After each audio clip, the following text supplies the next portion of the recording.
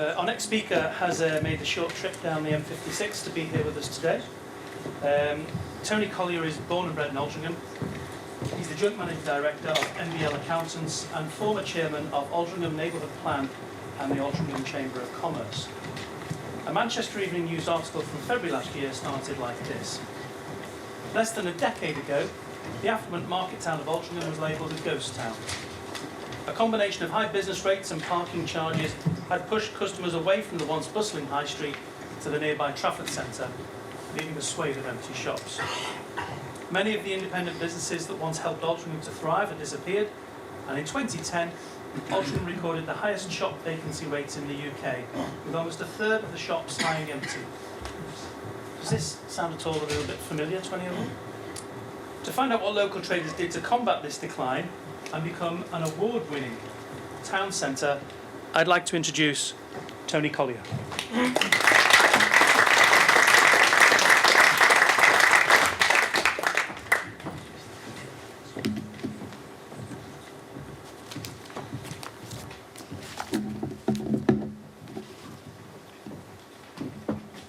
Good afternoon. This is a little intimidating, following two professors and an MP, and you get a scrope from a council estate in Altrincham.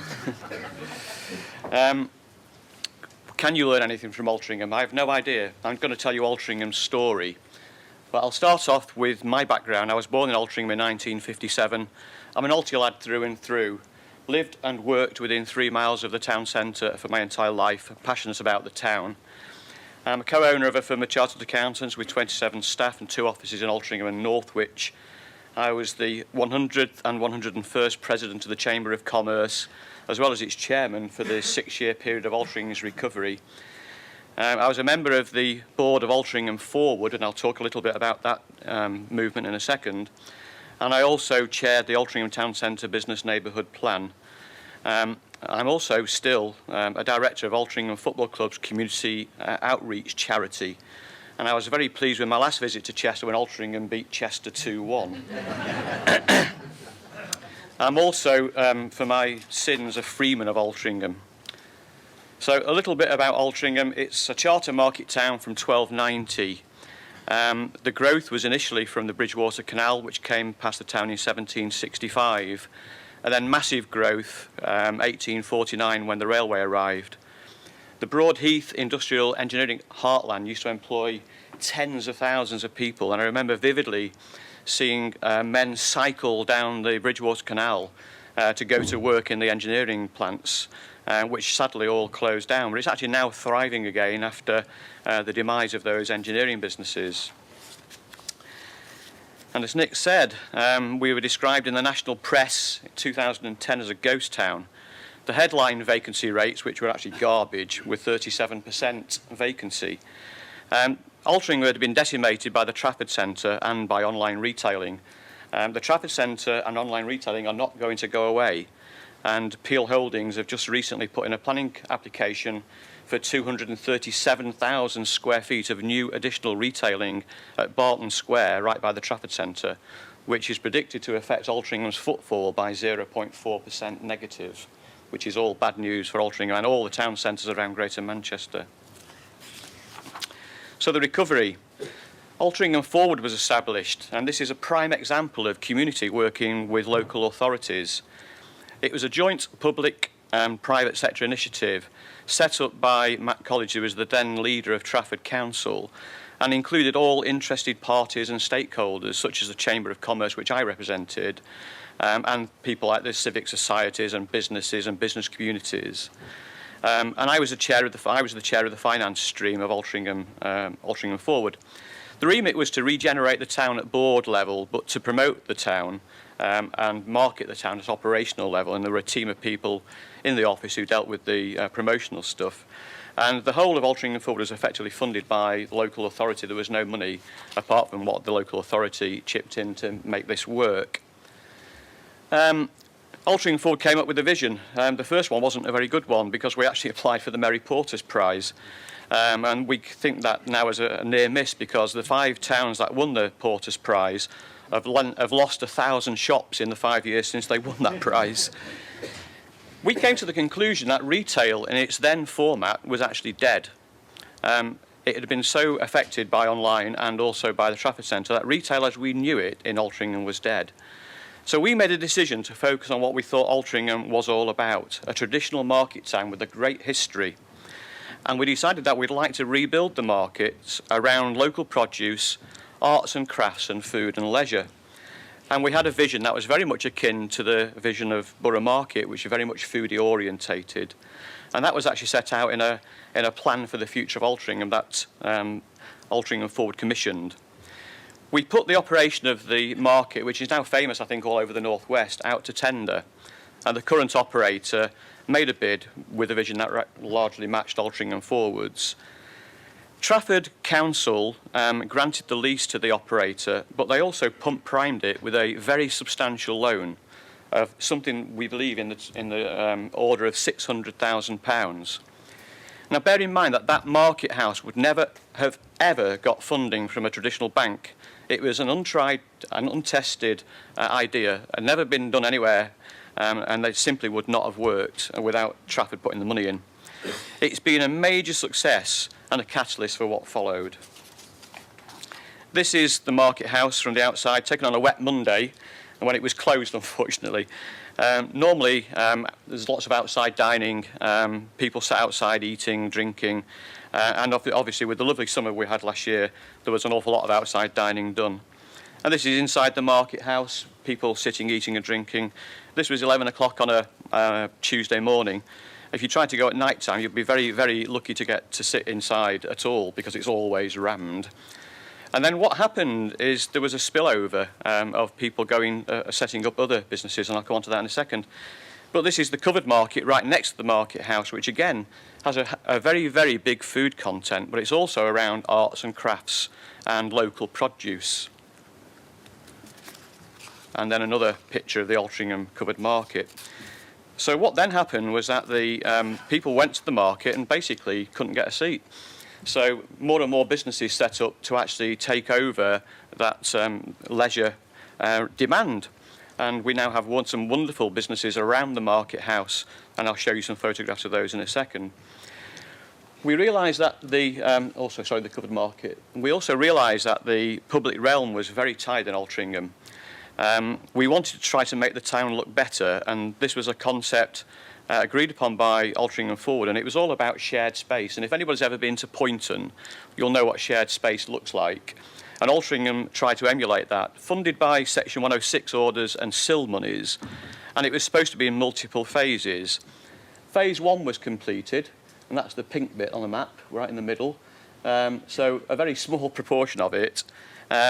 A much lower spec than we originally hoped for because it had to be funded by Trafford and they ran out of money. But this is what it looked like. It was a significant improvement. This is the main thoroughfare through Altrincham. It made the town look better.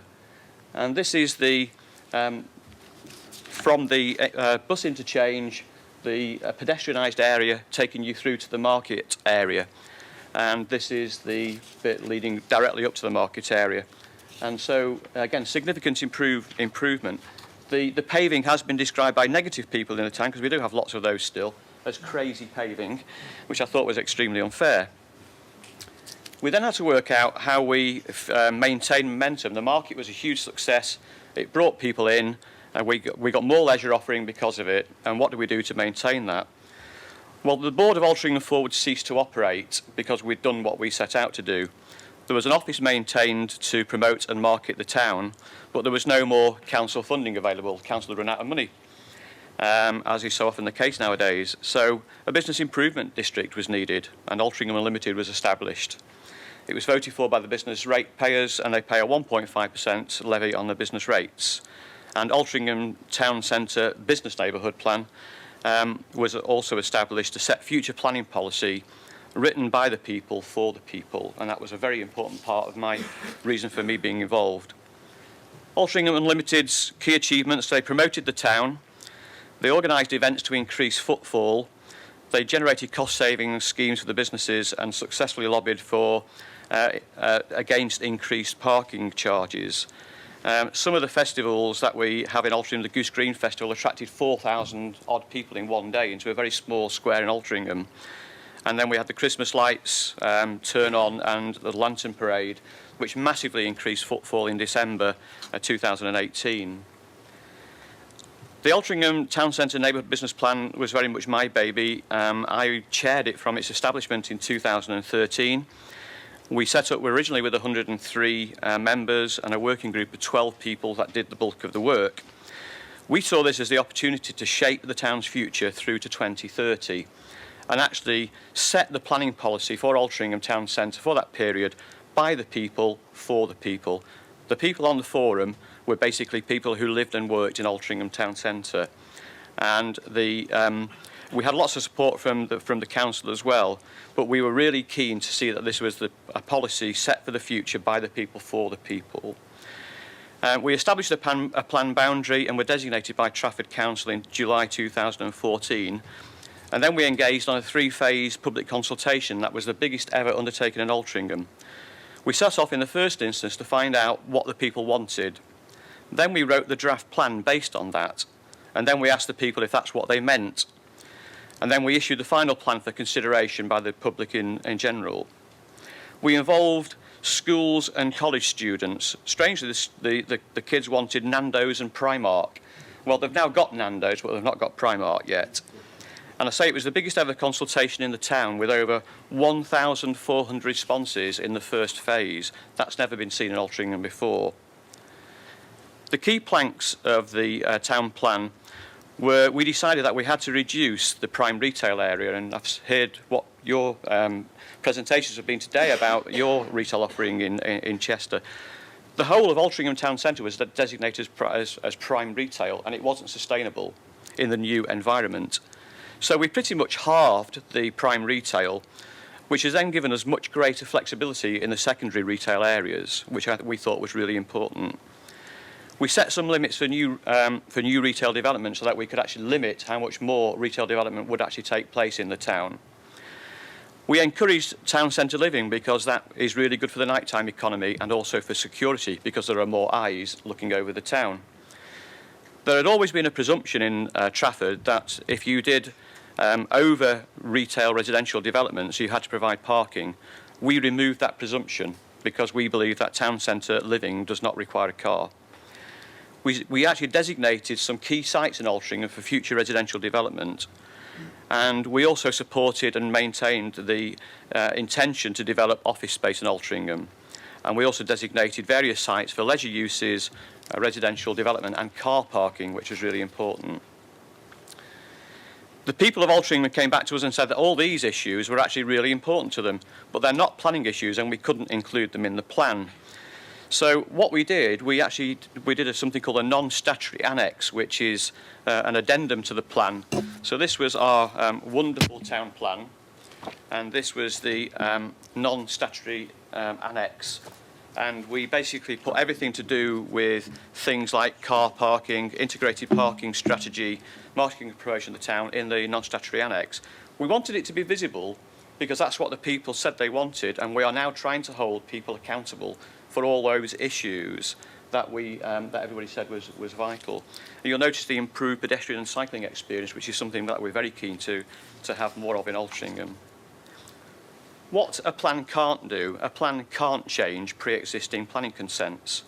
And we had two prime examples in Altrincham where if we had been writing the plan before these two sites had actually got planning permission, they wouldn't have got the planning permission because Altair is a potential retail development on the opposite side of the railway line from the main town, and it has the potential to split the town in two, and that wasn't acceptable. As it happens, they haven't started development there, and they've been planning it for 15 years, and we all now doubt whether it will actually happen. So there is no point establishing a neighbourhood plan where a consent has already been given or a consent is imminent. Our plan went to referendum in October 2017. Businesses in the plan area and residents in the plan area both got to vote.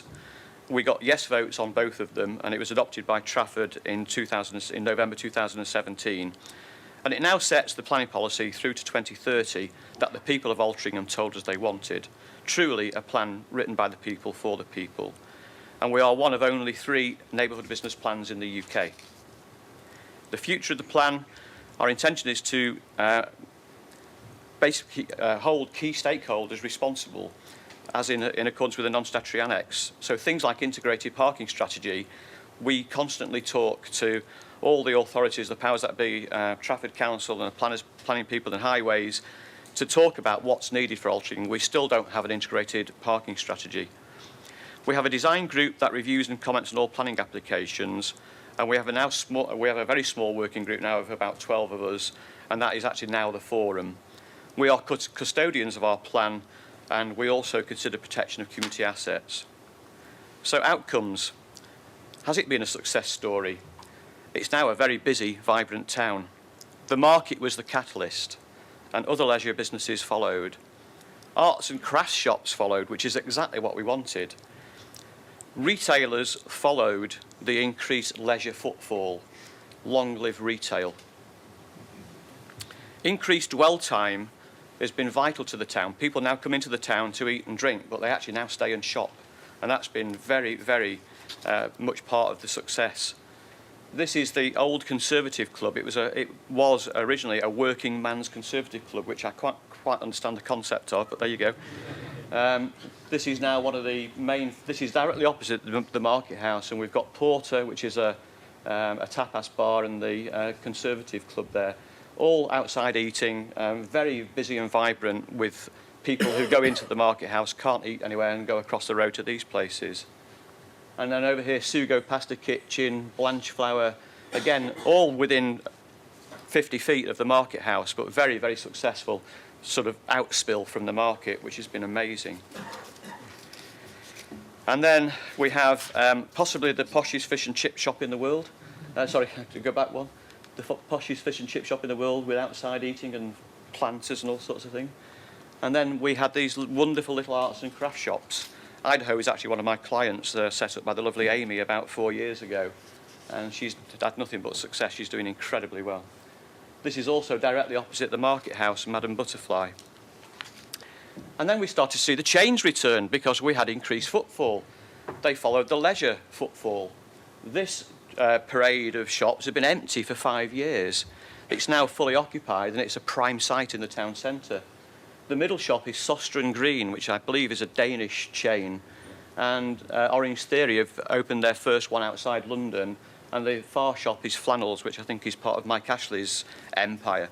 But this parade had been empty for 5 years, so that's a major step in the right direction.